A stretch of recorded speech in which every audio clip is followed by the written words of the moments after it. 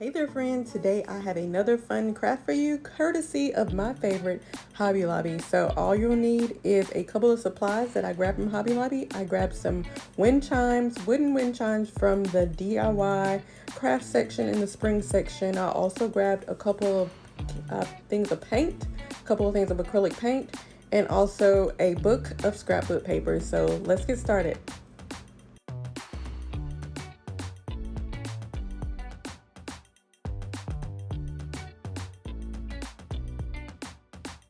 Okay, girls, can I pick your brain for just a sec? What is your favorite season to decorate for? Be sure to drop your answer down in the comments below. All right, now let's get back to the video.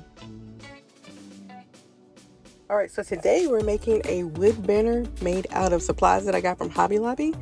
I grabbed these wood wind chimes, some scrapbook paper. Like, how pretty is that? Do you like that scrapbook paper?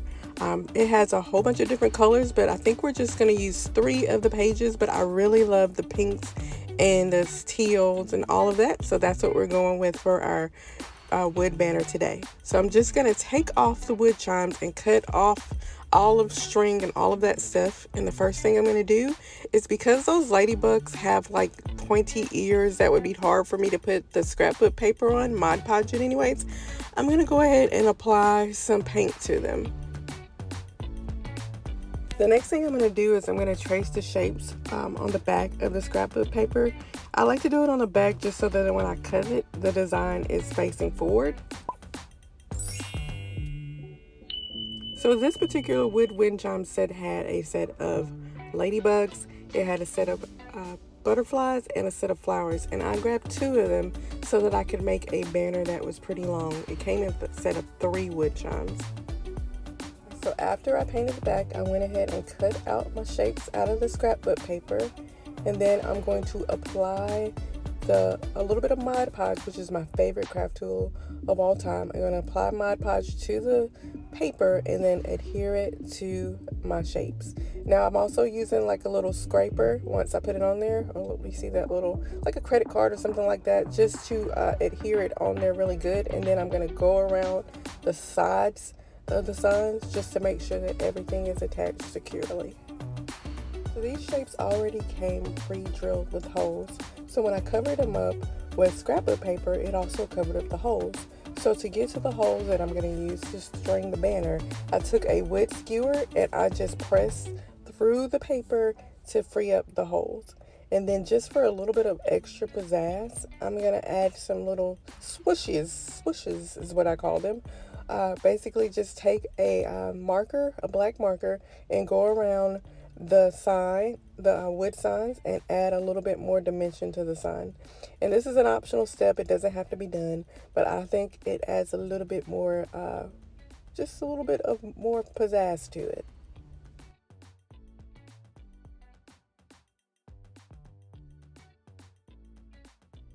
Alright girls, I'm popping in here to show you that us crafters don't always have it together. So I stringed up this entire banner and then realized that I needed to take it all apart.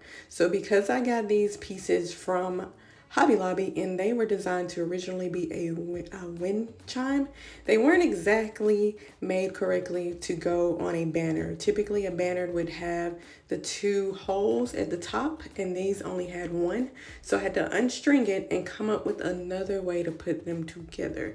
So in just a second, you're gonna see that I'm gonna cut multiple strings and then string those and then tie the strings on the 1 hole on these particular wind chimes, and then I'm going to tie the strings of each individual banner piece to my string. So keep watching and you'll see what I do.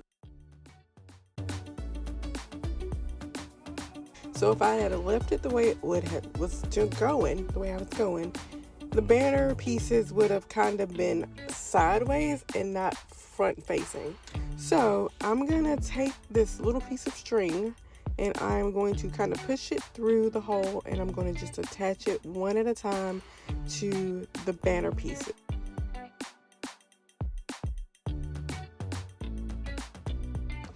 And then what I'm going to have to do is take those individual banner pieces and tie them to the longer piece of string.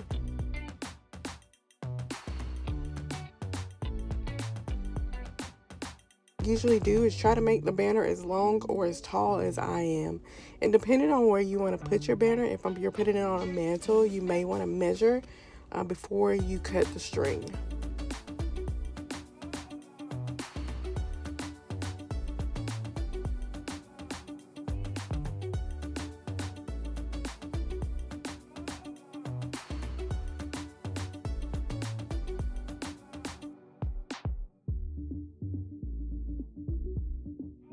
Have I ever told you that I hoard ribbon? Okay, so I really like ribbon. So I think we should add a little bit of ribbon to this banner to give it a little bit of extra touch. This is totally an optional step. I used some ribbon that I had laying around in my craft room. This is 7/8 inch non-wired ribbon. And I just put my ribbon in between the shapes. And I don't even really know how long I cut it, but in this case, it's better to cut it longer than what you need so that you can trim it up later. Because you can always trim ribbon or take ribbon away, but you can never really add ribbon back to it. All right, girls, it is time to decorate and see how our project came out. This is my favorite part. I am going to put my banner on a display that I got from Hobby Lobby, the wood display. I found it on clearance at Hobby Lobby. And to add to the banner, I also took some printables that I got on the website and made those little signs that are also on there. But I love how it turned out. I love the colors, the pinks and the teals. Teal is my favorite color. What's your favorite color? So what do you think? How did it turn out? You can always grab signs to go with any banner that you make, whether you make it from Hobby Lobby wood pieces or if you go on the website and grab some of our printable decor signs. But I think it turned out really well. Is this a project that you would try? All right, girls, make sure you hit the subscribe and like button so that you don't miss any of our upcoming videos. See you next time.